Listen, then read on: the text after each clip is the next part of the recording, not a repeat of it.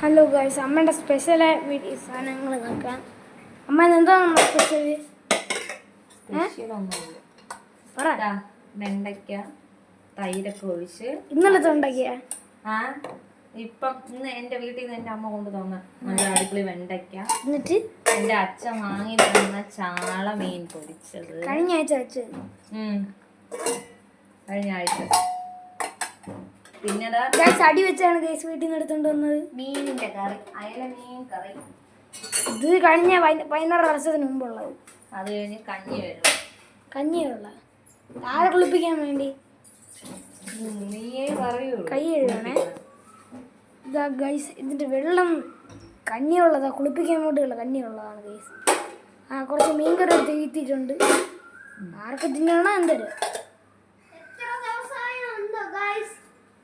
Guys. അപ്പോൾ കൊണ്ടുപോവുകയാണ് guys.